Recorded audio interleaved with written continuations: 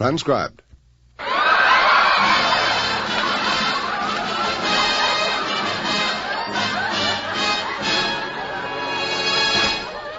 Hollywood, ladies and gentlemen, we present the Dean Martin and Jerry Lewis Show.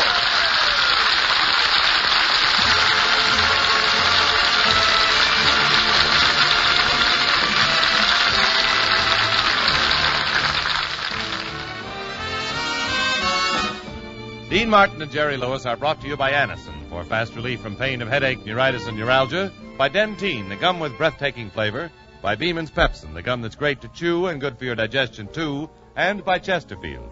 Ask your dealer for Chesterfield, the only cigarette that names all its ingredients. And now it gives me great pleasure to introduce our master of ceremonies, Dean Martin. Hi, folks. Thank you.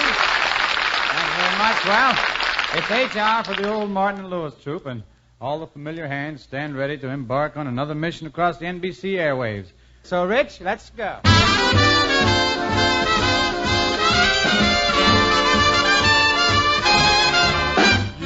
Must have been a beautiful baby. You must have been a wonderful child. When you were only starting to go to kindergarten, I bet you drove the little boys wild. And when it came to winning blue ribbons, I bet you showed the other kids how. Well, I can see the judge's eyes as they handed you the prize. I bet you made the cutest bow. Oh, you must have been a beautiful baby, 'cause baby, look at you now.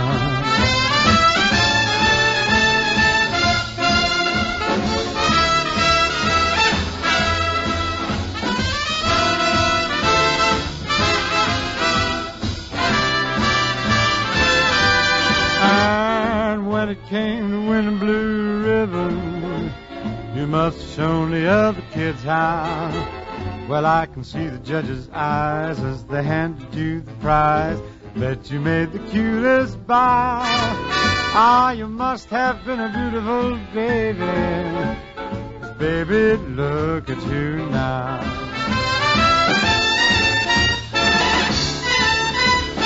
Baby, look at you now.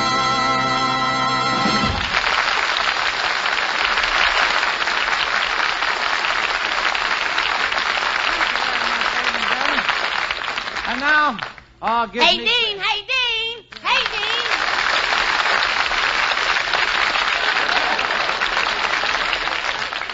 Hey, Dean, I got a question, and I'm really puzzled. Well, what's up, Jerry? What's puzzling you? Well, you know that new singer, Johnny Ray? Yeah? Well, I can't figure it out. All of a sudden, this guy's a big star. He sells 4 million records. Radio wants him. Television wants him. The girls go crazy for him. And the money is coming in hand over fist. Well, all I want to know is one thing. What's that? What the heck's he crying about?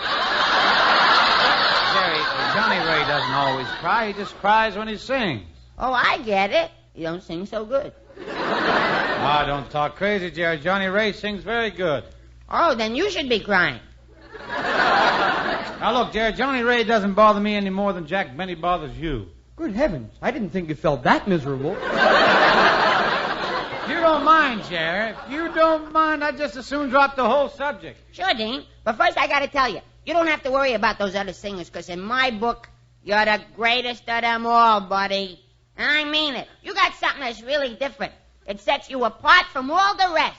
No kidding. You got something that's really terrific. Well, that's very sweet of you, Jerry. Tell me, what do I have that's so wonderful? Me?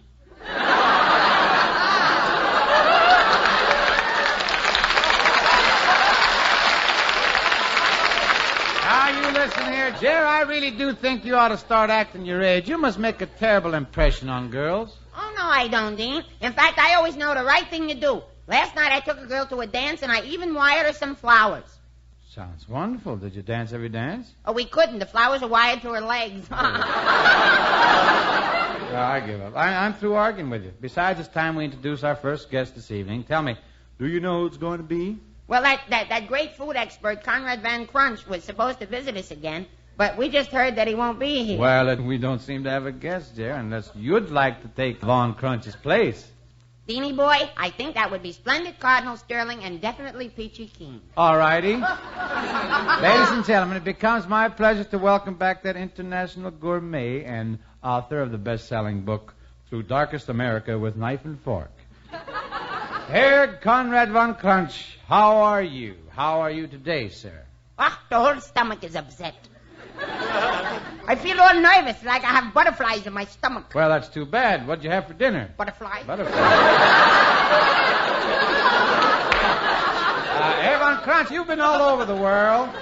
Tell me, in your travels, did you have any strange dining experiences? Well, once when I was visiting Baghdad, I stopped in a little place. It was a sidewalk cafe. A sidewalk cafe. And what was their specialty? French fried sidewalks. Now, that's ridiculous. How can anyone eat a sidewalk? Don't be silly. It's no different than eating a driveway. Well, tell me, what else was on the menu? They served me some soup. But I found something in it. Was it a hare, Herr von Crunch? No, it was... What did you say? I asked, was it a hare, Herr von Crunch? No, it was a noodle, Mr. Martin.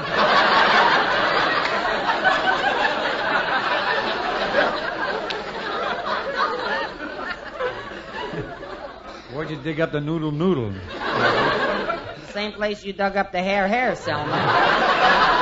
Herr von Crunch, our time is running out, but before you go on, what was the strangest meal you ever ate? The strangest meal I ever ate was in the wilds of Africa. I was dining with a Ubangi chief, and he served me a family dinner. What did the family dinner consist of? A father, a mother, and 2 little children. Now, that was incredible. No, that was Africa.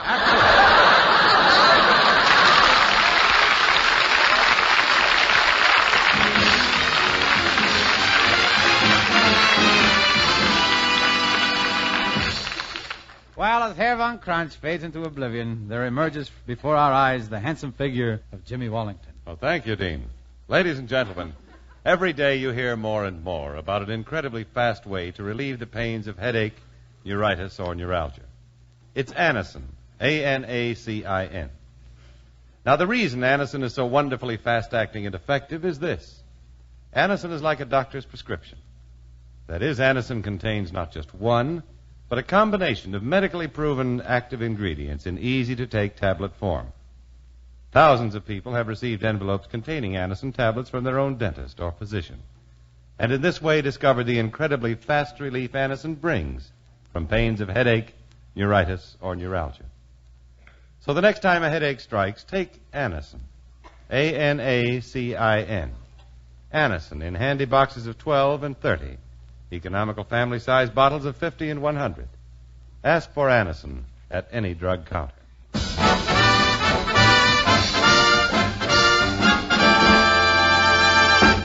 No one, not even the professionals, can explain what makes a hit song. But when a tune does become a smash, it's usually just about unanimous. Here's a little ditty that's had the jukeboxes humming for quite a spell now. It's all about the little white cloud that sat right down and cried.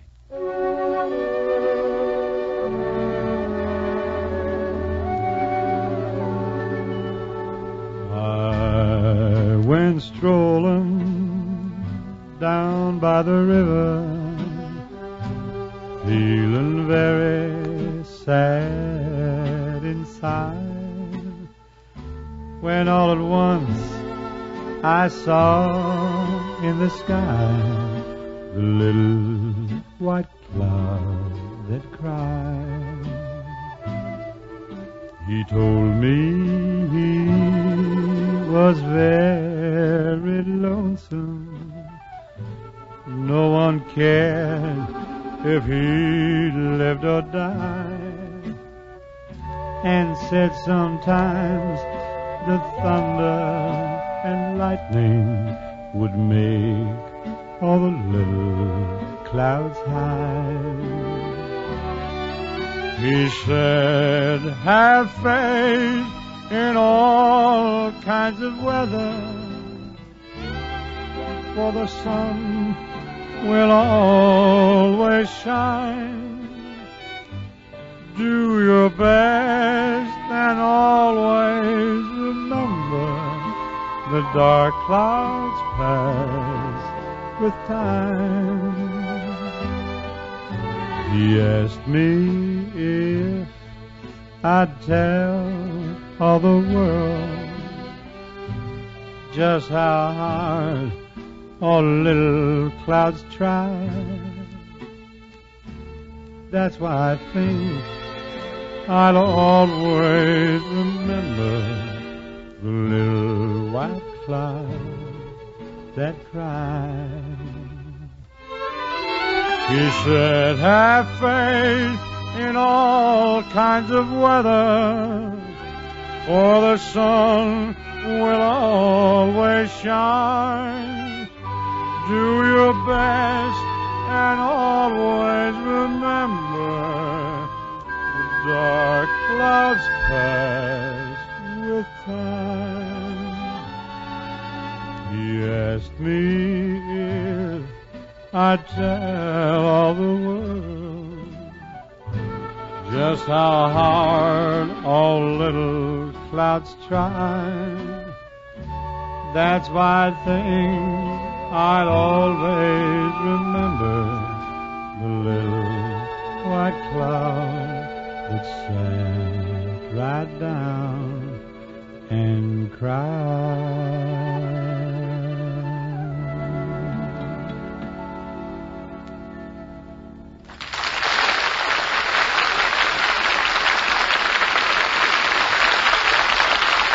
Thank you very much. Very kind. Thank you, ladies and gentlemen. And now, it's time to get off that little white cloud and get down to earth with Jimmy Wallington. Thanks, Dean.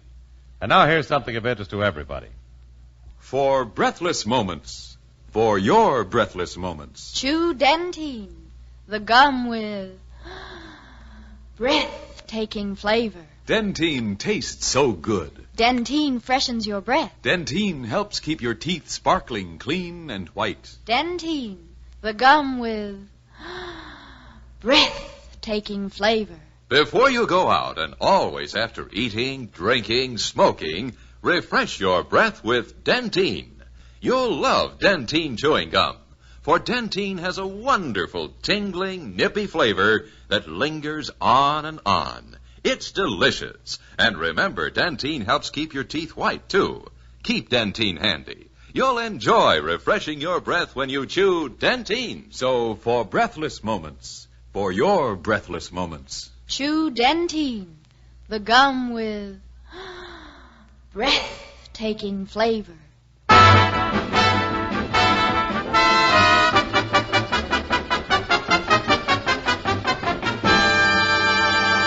Ladies and gentlemen, it now becomes my privilege to introduce our guest of the evening. He's a gentleman we've enjoyed in many stage plays, on the radio, and in countless motion pictures.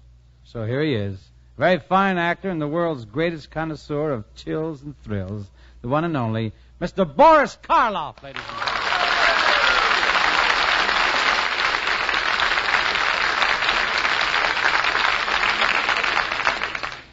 Thank you, ladies and gentlemen, and thank you, Dean, for that very kind introduction. Well, Boris, I meant every word of it. Well, this is very reassuring to me.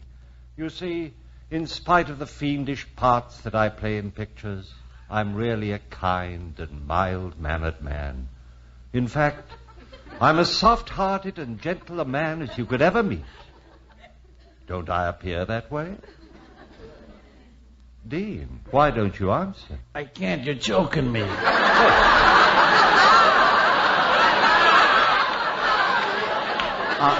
I'm so sorry, Dean. Force of habit, you know. Hey, Dean, I just had a... All right, buddy, it's 2 miles to the cemetery.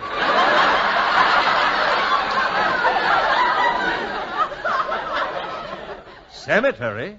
I'm not dead. You're not dead? No, but I'm enormously interested in people who are. Hey, you know something? For a minute, I thought you was Boris Karloff, and I got scared. Boy, that guy really scares me. Gosh, imagine me thinking you was Karloff.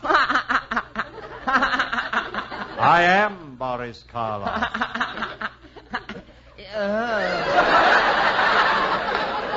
Jerry, how can you fail to recognize Boris Karloff?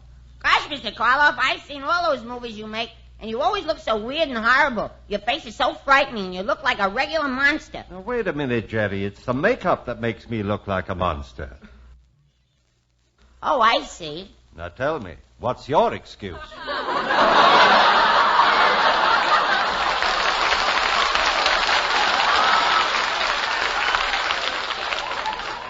Hey, that was pretty good, Boris. I mean, you're supposed to be a dramatic actor. Dean, we couldn't get Peter Lorre. Now, Jerry, that's no way to talk to a fine actor like Mr. Karloff. Oh, I was only fooling, Dean. I'm Mr. Karloff, honestly. I've seen all those pictures where you play ghouls and werewolves and things. In fact, maybe you can tell me something. Oh, I'd be delighted. Is it true that once a year you have to renew your haunting license? Well, I mean, do you really spook only when you're spoken to? Oh, stop it, Jer. In real life, Mr. Karloff is just as normal as you. Here now, I won't have you insulting her again. Boris, I really should apologize for Jerry. He can be real nice when he wants to. He just has to be pushed. Well, if he has to be pushed, I suggest it be from the highest possible altitude. Now, you see how angry you made our guest, Jerry? Don't forget Mr. Karloff played Frankenstein. What's so wonderful about that? I played Frankenstein, too. You played Frankenstein, the monster? No, Frankenstein the butcher. He got the cards full of chicken fat. Jerry. Dean, how long must I stand here and be heckled by this animated skeleton? Boris, you just can't insult Jerry. I don't think he knows what a skeleton is. I do so, too. A skeleton is nothing but a pack of bones with the people scraped off. See what I mean? Do you see what I mean, boy? Well, it's all in fun. Now, if the truth is known, I've admired you for a long time. Do you know, I saw your latest picture, Sailor Beware, and laughed some fella's head off.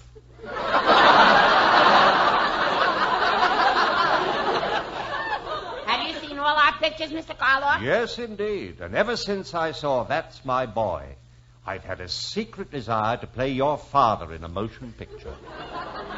Hey, that sounds intriguing. Boris Karloff playing the father in one of our pictures. Let's find out, Jimmy. Ladies and gentlemen, tonight we are proud to present Dean Martin, Jerry Lewis, and Boris Karloff in that homespun story of the supernatural entitled Just Plain Dracula.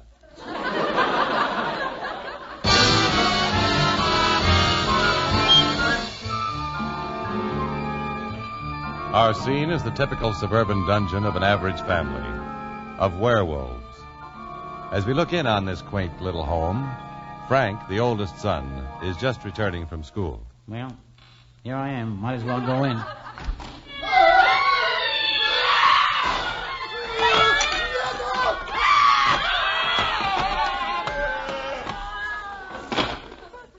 Anybody home?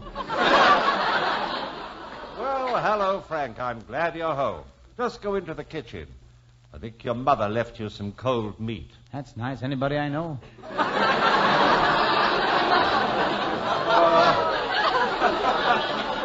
You're beginning to sound just like your brother Herbie. Oh, gee, Dad. What are we going to do about Herbie? I don't think he likes being a werewolf. No, I'm afraid he's the white sheep of the family. Shh, here comes Herbie now. He seems excited. Hey, hello. I was just playing baseball, and you'll never guess what happened. Well, tell me. Well, the game was all tied up. It was the last inning. We had 2 men on, and it was my turn at bat. The pitcher threw the ball, and just as I swung my bat... The game was called? No, the bat flew away. Well, that's just too bad. You know something, Dad? I feel different from the other little boys. I knew it all the time, Dad. He's just ashamed of his family. You have too much time to think, Herbie. Now, what you need is a job. Perhaps you should work with your uncles down at the bank. But I don't like to handle money. Who mentioned money? I mean the blood bank. I don't want to work there. And another thing, I'm getting pretty sick of taking children to school every day. But all the big boys take children to school every day. In a lunchbox? No.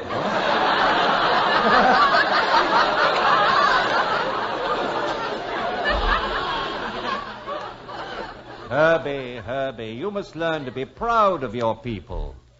I'm a werewolf, and I love it. In the dead of night, I love to prowl around gravestones. I like to beat and strangle. You see, my son, I revel in blood and death and broken bones. Gee, Dad, you're cute.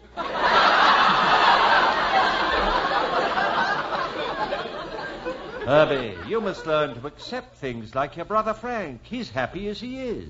And look how all the girls go for him. That's right. You'd be surprised how many girls lose their heads over me. Herbie, it's no wonder... Herbie, it's no wonder you're a lousy werewolf. You're a sissy. I am not a sissy. Just for that, I'm going over to my girlfriend's father, and I'm going to ask for her hand. Anybody can ask for a girl's hand. Clear up to the elbow. No use talking to him, Dad. I'm going to turn on the radio. Good idea, Frank. It's time for John's other ghoul.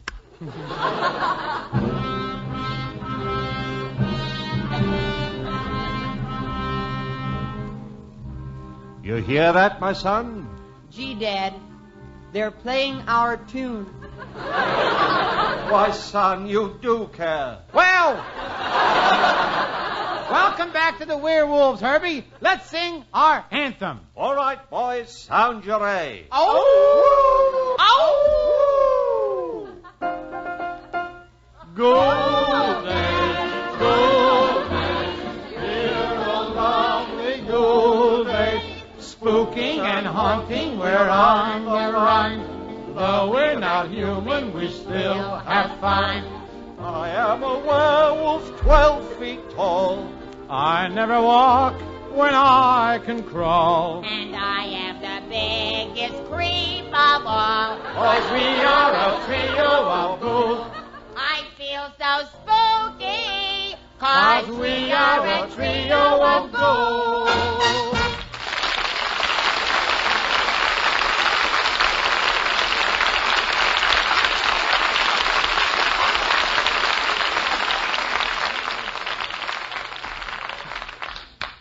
The mask is off in cigarette advertising. Chesterfield is first to name all its ingredients because you should know what gives you the best possible smoke.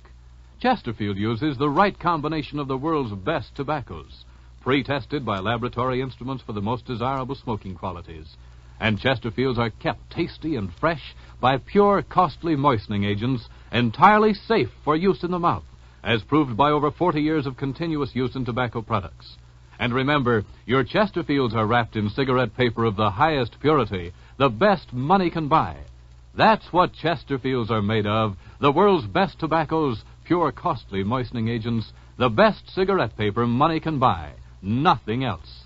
Only Chesterfield names its ingredients, and they give you the best possible smoke, much milder with an extraordinarily good taste, and, most important, no unpleasant aftertaste. Ask your dealer for Chesterfields today.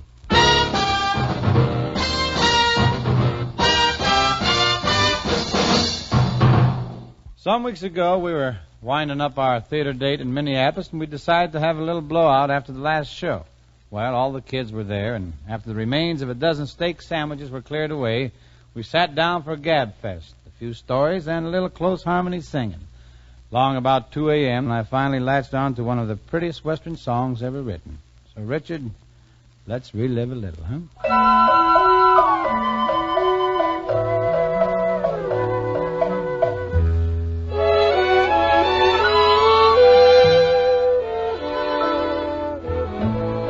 Empty saddles in the old corral. Where do you ride tonight? Are you rounding up the dogies, the strays of long ago? Are you on the trail of buffalo? Empty saddles in the old corral. dry tonight? Are there rustlers on the border or a band of Navajo? Are you heading for the Alamo?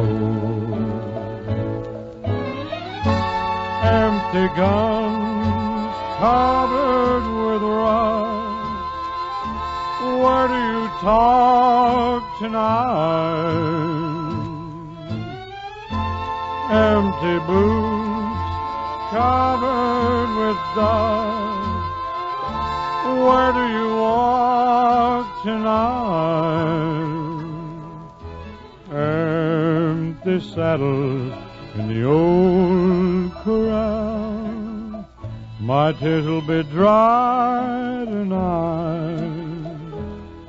If you'll only say I'm lonely as you carry my old pal, empty saddles in the old corral.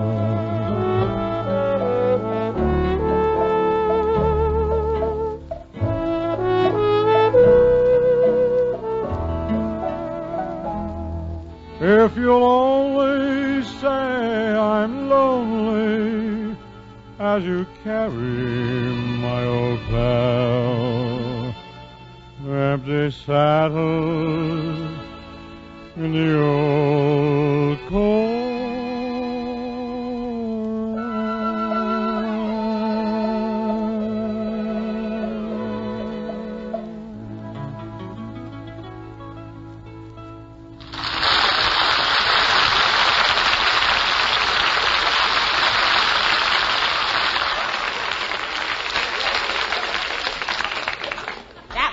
Great, Dean. Boy, I love everything about the West. I'll never forget the last time I was on a horse. It was wonderful. They couldn't get me off. The horse caught your fancy? No, the stirrup caught my foot. Oh. Excuse me, boys, but I'd just like to bid you both good night. Well, Boris, I trust you enjoyed your visit. I certainly did. I found your partner quite engaging. Something's been troubling me for years, but after what I learned by watching Jerry tonight, I'm completely relieved. Hey, that's wonderful, Mr. Karloff. Tell us, what did you learn by watching me tonight? I am not the most gruesome man alive. Boris, I agree with you. Seriously, we've really enjoyed having you with us on our show. Yes, we did. And all kidding on the other side, Mr. Karloff, you've been a swell guest, and I hope you'll come back again real soon. Thank you, boys, and good night, everyone. Good night. Thank you.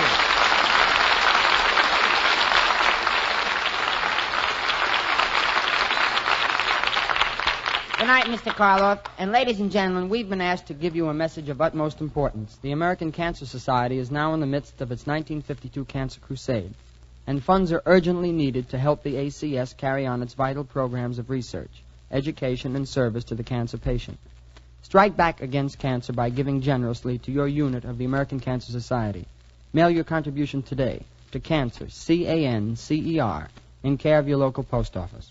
Our listeners have been so wonderful in their response to our pleas for the Muscular Dystrophy Association, and we hope you will give ACS the same wonderful consideration. So please, mail those contributions to Cancer, C-A-N-C-E-R, in care of your local post office. So until next week, this is Dean Martin. And Jerry Lewis reminding you that our current picture, Sailor Beware, may now be seen at your local theaters. Until we see you, good night, everyone.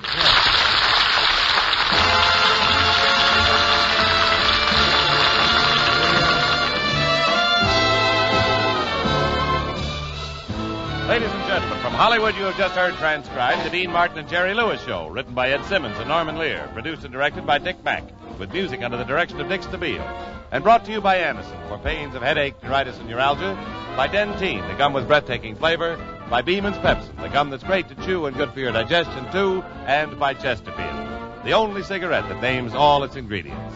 Sound off for Chesterfield, the cigarette that's much milder, with an extraordinarily good taste, and most important, no unpleasant aftertaste. Transcribed. This is NBC, the National Broadcasting Company.